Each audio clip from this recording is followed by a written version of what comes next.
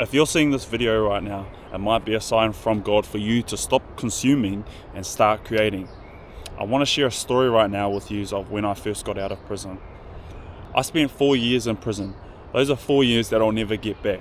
But in those 4 years, I used it to change the person that I was and change the way that the world would see me. When I first got out of prison, I thought that the meaning of freedom was to get into a job, live life the way that I was supposed to by going to work, doing my 9 to 5. But here's the truth. I felt less happy in that job than I ever did behind bars. In prison, I had time to think. I had time to grow. I had time to reflect. I had time to build myself into a different person. But in that job, I felt stuck.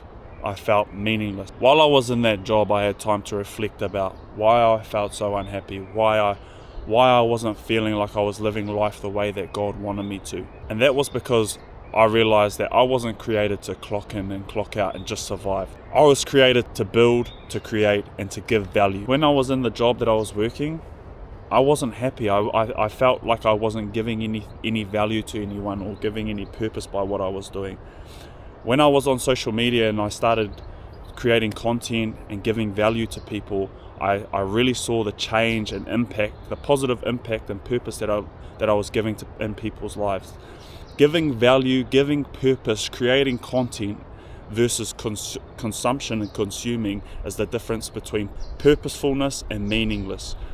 When you're consuming, you are living a meaningless life. When you are creating, you are giving purpose and value to other people, not just yourself, but others. So if you're watching this is your sign. Stop scrolling. Stop putting that bad food into your body. Stop eating that unhealthy stuff. Stop drinking. Stop doing the drugs. Stop consuming. Start creating. It comes down to how bad you really want it. It comes down to what you want for yourself in life. If you want to settle for an average life, that's fine. This video might not be made for you.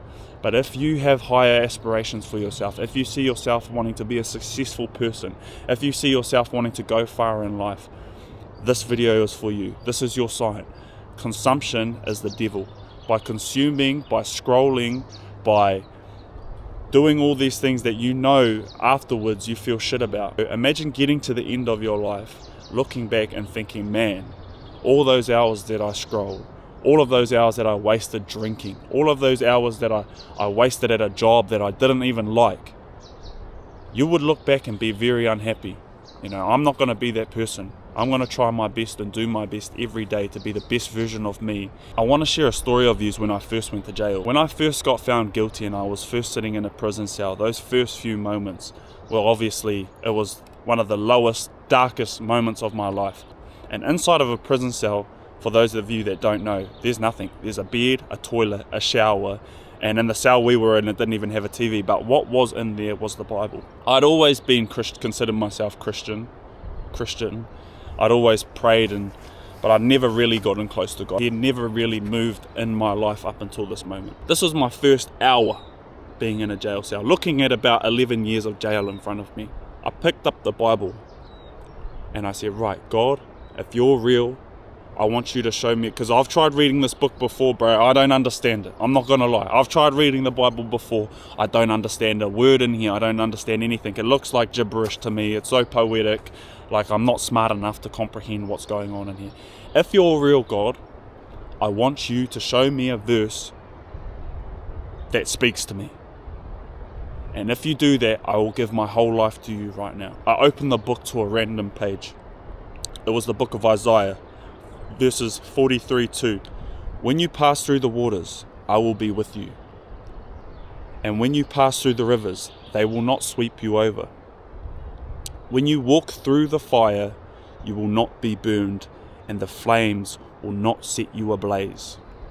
That was the verse that I read. And that's all I needed to hear. And in that moment, to me, that was God telling me that you're about to walk through the fire.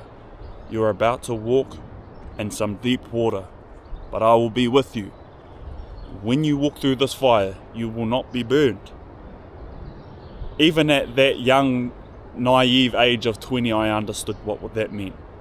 That the challenges that I was about to face, the walk that I was about to go through, and being in prison for however long I was about to be in prison for, that I would be safe, that I would be protected, that he would have my back. And sure to his promise, I spent 4.5 years untouched. I was in mainstream, high security and low security units. I never once got touched. I never got shanked. That's something, if it's a bit shocking to you, but that's something that happens often in prison. I never got shanked. I never got beat up. I never got pack attacked. Sure, I got asked by lots of gangs to join and jump on with a lot of different gangs. I never jumped on with a gang. I come out of prison against all odds a better person from when I first went in.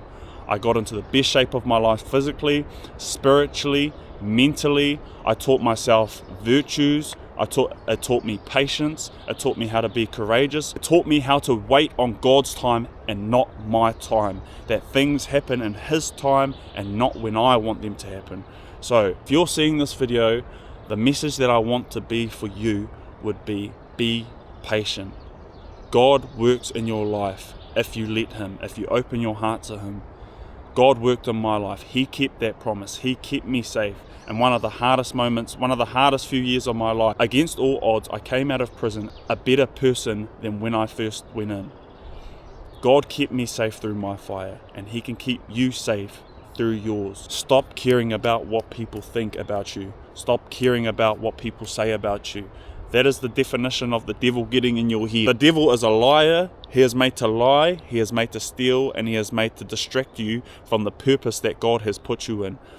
When you're thinking about the thoughts of people caring about what you're doing or the content that you're posting or the business that you want to start, that is the devil lying to you. Above all else, make sure you pray. If you don't know how to pray, just pretend that you're talking to a mate.